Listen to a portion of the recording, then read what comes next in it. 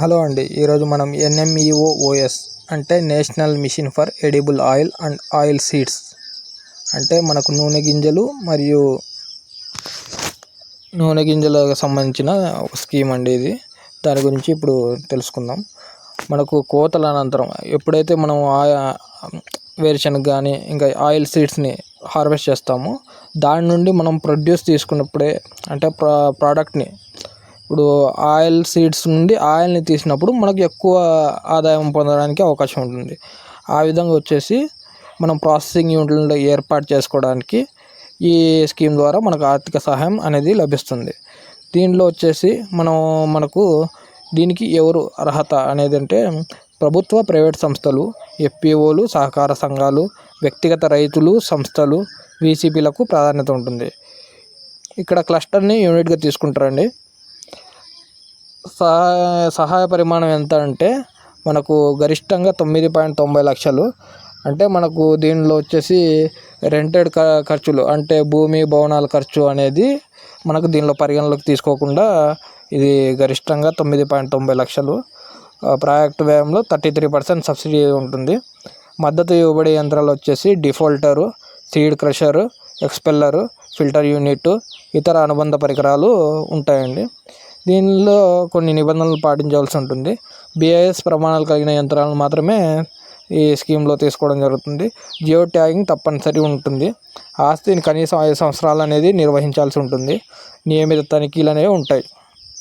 దరఖాస్తు ఏ విధంగా చేసుకోవాలనుకుంటే మనకు దరఖాస్తు ఆహ్వానం అనేది మనకు న్యూస్ పేపర్లు, ప్రకటనలు, సమావేశాల ద్వారా మనకు దరఖాస్తులకు ఆహ్వానం అనేది చెప్తారు. తర్వాత మీరు దరఖాస్తు చేసుకున్న తర్వాత ఆ దరఖాస్తు అనేది జిల్లా స్థాయి కమిటీకి పోతుంది. ఆ జిల్లా స్థాయి కమిటీ ఒకరిని ఎంపిక చేసుకుంటుంది. ఆ ఎంపికైన వాళ్ళకు కలెక్టర్ గారి ద్వారా, జిల్లా కలెక్టర్ గారి ద్వారా మంజూరు ఉత్తర్వులు రావడం జరుగుతుంది. మంజూరు ఉత్తర్వులు వచ్చిన తర్వాత వాళ్ళకు 30 days లోపల ఎంపానల్ సంస్థలు, ఆ యంత్రాలకు సంబంధించిన సంస్థల నుండి 30 days లోపల వాళ్ళు కొనుగోలు చేయడానికి అవకాశం ఉంటుంది. దాని తర్వాత వచ్చేసి మీరు తెచ్చుకున్న తర్వాత తనిఖీ అండ్ ధృవీకరణ అనేది ఫోటో, జియో ట్యాగింగ్, పత్రాల పరిశీలన, ఈ డాక్యుమెంటేషన్ అంతా ఉంటుందండి. ఆ తర్వాత మీకు సబ్సిడీ చెల్లింపు అనేది ఎక్కడైతే మీరు సంస్థల నుండి తెచ్చుకున్నారో ఆ సంస్థకు డెబిట్ ద్వారా చెల్లింపు జరుగుతుంది. ఈ స్కీమ్ ఎందుకు పెట్టినారంటే మనకు నూనె గింజల ఉత్పత్తి ద్వారా విలువ ఆధారిత ప్రాసెసింగ్ చేయడం ద్వారా ఆత్మనిర్భర భారత్ని ఏర్పాటు చేసుకోవడం. అంటే మనకు ట్రేడ్ డెఫిసిట్ ఉంది ఆయిల్లో. మనం ఆయిల్ని వచ్చేసి ఇంపోర్ట్ చేసుకుంటున్నాం.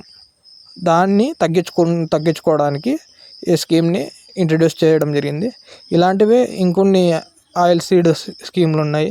ఉదాహరణకు NMEO-OP ఉంది, అంటే national mission for edible oil palm అనే స్కీమ్ కూడా ఉంది. ఇవన్నీ ఎందుకంటే మనకు ఆయిల్ అనేది మనం ఇంపోర్ట్ చేసుకుంటున్నాం. దాన్ని తగ్గించడం కోసం గవర్నమెంట్ ఇలాంటి స్కీమ్లు పెట్టి వాళ్ళకు ఎవరైతే రైతులు ఉంటారో రైతులు కానీ సంస్థలు కానీ వాళ్ళకు ఆదాయం చేకూర్చే విధంగా సబ్సిడీలో కల్పించడం, తర్వాత వచ్చేసి ప్రాసెసింగ్ యూనిట్లు ఏర్పాటు చేయడం అలాంటివి చేస్తుంది.